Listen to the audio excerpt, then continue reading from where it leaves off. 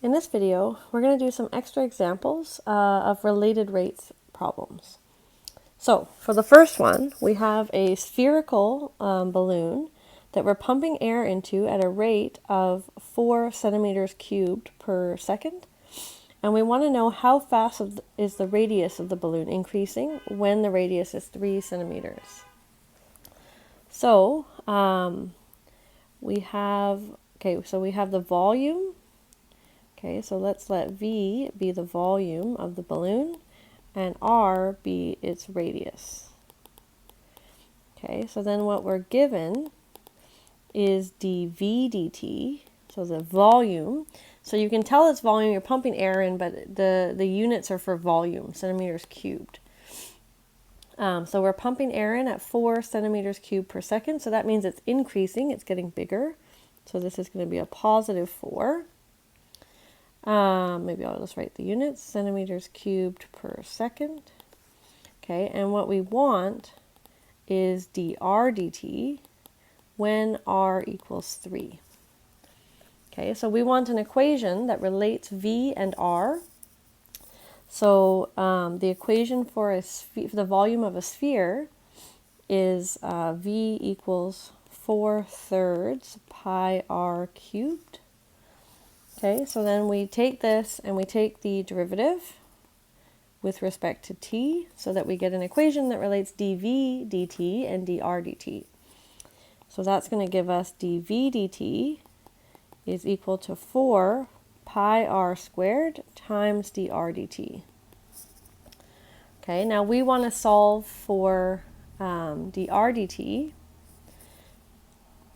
Okay, so that means if I divide by 4 pi r squared, so dr dt is going to be dv dt over 4 pi r squared. Okay, so that means maybe I'll do it over here. So dr dt when r equals 3 is going to be 4 divided by 4 pi times 3 squared. Okay, so that is dr dt is going to be, the 4's cancel out. Okay, so it's 1 over 9 pi, which I did not compute. So that's going to be approximately 0.035, and this is going to be centimeters per second. Okay, so it's increasing. I guess we can put this in a box. It's increasing because it's positive, which makes sense because we're putting air in. The balloon is getting bigger, so the radius increases at a rate of 0.035 centimeters per second. Okay, let's try another one. So a cone-shaped icicle is dripping from a roof. Okay, so here's our icicle. Looks like a cone. Okay, something like that. The radius of the icicle is decreasing, okay, at a rate of 0.2 centimeters per hour. But as it does that, the length is actually increasing at a rate of 0.8 centimeters per hour. So if the icicle is currently 4 centimeters in radius and 20 centimeters long, at what rate is the volume of the icicle changing?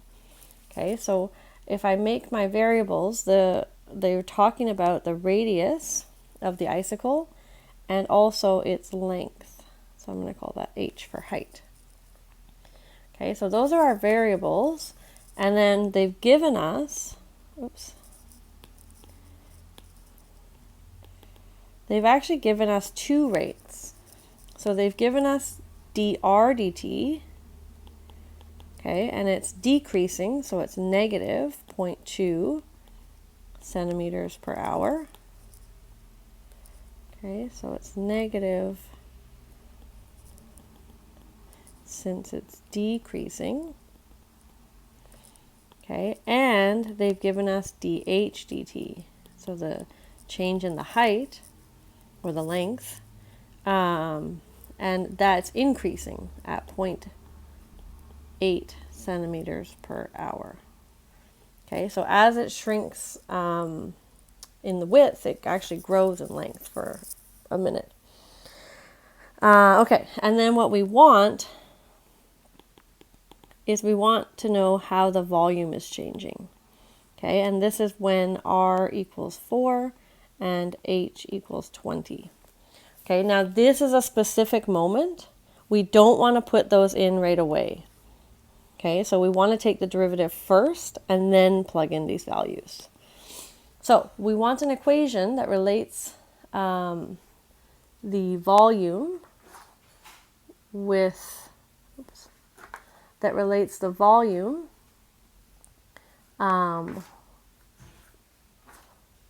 with the radius and the height. Okay, so so here maybe I'll just write that. Need equation with V, R, and H. Okay, and it turns out that for a cone, the volume is 1/3 pi, pi R squared times H. Okay, so that's our volume. So now we want to take this and take the derivative. Now you might be concerned because I have a V, an R, and an H. Okay, I'm taking the derivative with respect to t, and all of these variables are changing over time. So that means they have hidden t's. Okay, so V you should think of as like V of t, R you should think of as R of t, and H is like H of t. So they all have t's in them.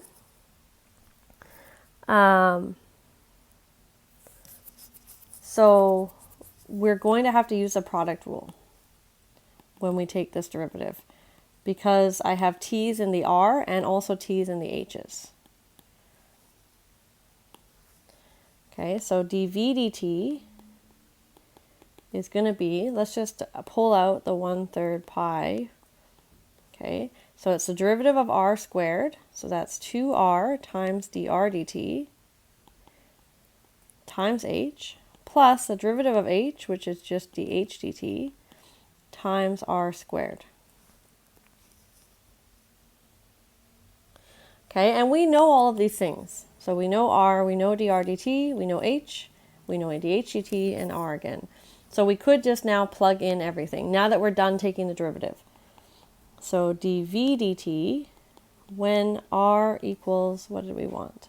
4 and 20. So when R is 4 and H is 20, this is going to be 1/3 pi times 2 times 4. The radius, dr dt, is negative 0.2. H is 20. dh dt is 0.8. And R is 4, and I need to square that. Okay, now if we compute this, this first part is negative 32, and the second part is 12.8. So we end up getting negative approximate. Okay, so I made a decimal here, negative 20.11. And the units, the volume units, are centimeters cubed because the length is in centimeters, and the time units are per hour. Okay, so it's negative, so we would write the volume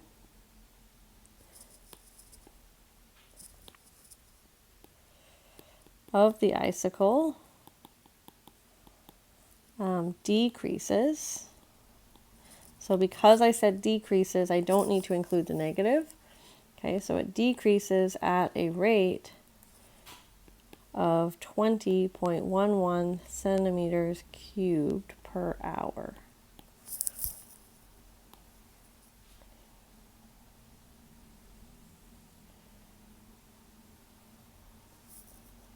There. Okay. One more setup. So suppose we have an air balloon that's rising straight up from a level field. Okay, 72 feet away, Alice is lying in the grass looking up at the balloon with binoculars. Okay, so let's start drawing the picture here. So we have a level ground.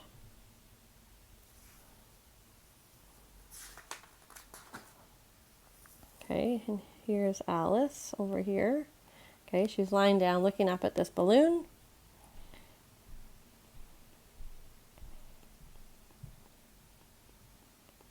Okay, here's my amazing art skills.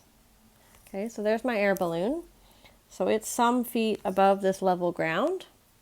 Okay, and Alice is not moving. Okay, so this is a constant 72 feet away from where the balloon is rising. Okay, now at the moment, when the balloon meets the top of a tree, okay, so we have a tree over here. Okay, now the tree is a constant 65 feet tall. Okay, but the balloon is moving. Okay, so it's moving up. So when it reaches that height, we know that the height of the balloon is changing at a rate of 10 feet per minute. So for part A, we want to know at what rate is the distance between Alice and the balloon. So that's going to be this distance here. I don't want to call it D. Let's just call it X, maybe. Okay, so that distance, we want to know how, so as the balloon goes up, it's likely that this is getting bigger. Okay, so these are both increasing as the balloon rises. So if I call the height h, okay, then we're given dh dt when h is 65 as 10 feet per minute. Okay, so that's what we're given. So for part A here, we want dx dt at that moment. Okay, so when h is 65. So we need a formula that relates h and x. Okay, now this looks like a triangle, a right triangle. So we can probably use Pythagoras. Okay, so we know that 72 squared plus h squared is going to be equal to x squared, because x is the hypotenuse of this triangle. So then if we take the derivative of this, d by dt, now you might be curious, why am I able to put the 72 in but not the 65? Okay, so the 72 is not changing. Okay, so you can see I put this arrow here to indicate that this height, h, is changing. So the balloon is rising, so that's not a fixed length. Okay, we want to know the derivative when it's a fixed length, but we need to take the derivative first and then plug in that number. Okay, but the 72 is constant throughout, so we're allowed to use that number. So when we take the derivative, the 72 is going to be 0. Okay, h squared is going to be 2h times dh dt, and x squared is going to be 2x times dx dt. So if I solve for dx dt, I just divide by 2h, or 2x, sorry, the 2's are going to cancel, so I get h over x times dh dt. Okay, now if I know h, okay, I know dh dt, but I don't know what x is at that moment. Okay, so we need to find x. Okay, so when h equals 65, we need the x value. Okay, so we can use Pythagoras again. So 72 squared plus 65 squared is going to be x squared. Okay, so if you compute that, it says, I think 9,409 is x squared, which means that x is 97. Okay, so now I have the x value. So now I can go back to my derivative. So dx dt when h is 65, so that means that x is 97, is going to be 65 over 97 times 10, the dH dt.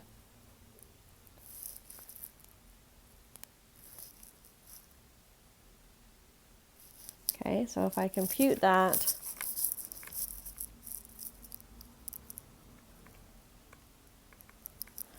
I get approximately 6.7.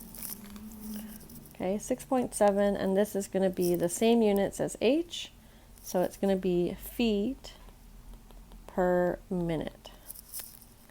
Okay, so that means the distance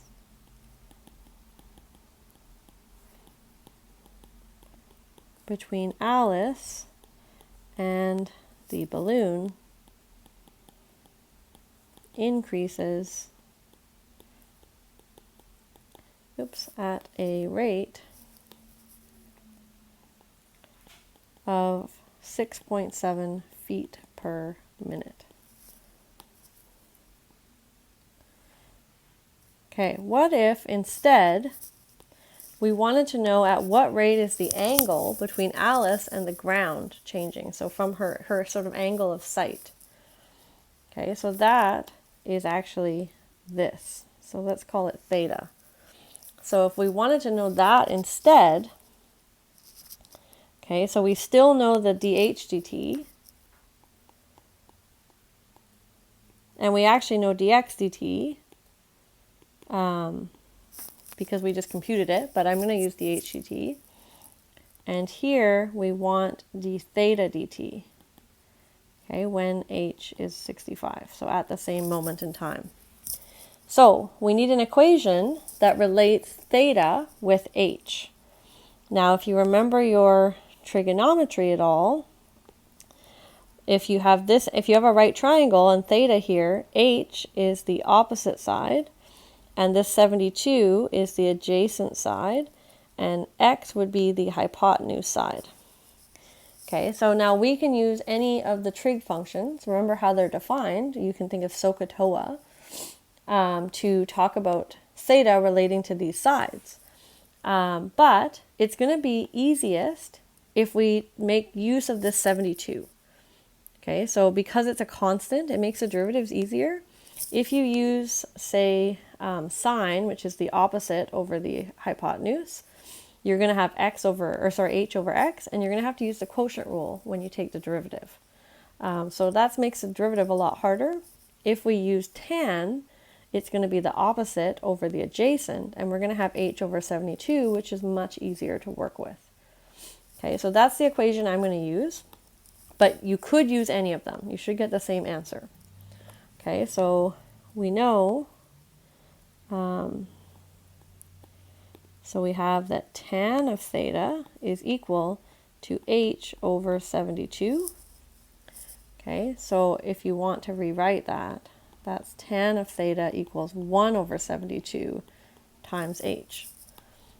Okay, so if we take the derivative with respect to t of that, so theta is changing over time, right? As the balloon rises, she has to look higher, right? So as it's going up, this is going up and her angle is getting bigger. Okay, so we're expecting a positive derivative here. So if we take the derivative of this, the derivative of tan theta is secant squared theta, but then I have to times by d theta dt.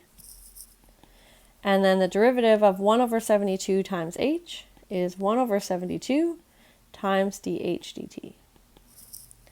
Okay, so that means that d theta dt, which is what we're looking for, is 1 over 72 times dh dt over secant squared theta. So, remember, maybe I'll do this over here. At the moment, so when h is 65, our triangle looks like this. So it's 72, 65, and we already computed x was 97 at that moment. Okay, there's our theta. So we don't actually need to know theta in order to know secant of theta. Okay, so secant of theta is 1 over cos theta. And cos theta is the adjacent over the hypotenuse. So this is 1 over the adjacent over the hypotenuse, which means that secant theta is going to be the flip of that. So the hypotenuse over the adjacent. Okay, so we actually know secant theta is going to be 97 over 72. Okay, so we don't actually have to find theta at all. So this is going to be 1 over 72, dh dt is 10. Okay, and then I have 97 over 72 all squared. Okay, now if you compute that, you get approximately 0.0765. Okay, now the units here are going to be radians. Okay, and then it was per minute was the time interval. Okay, so it's increasing. So it's the angle of Alice's sight is increasing at a rate of 0.0765 radians per minute.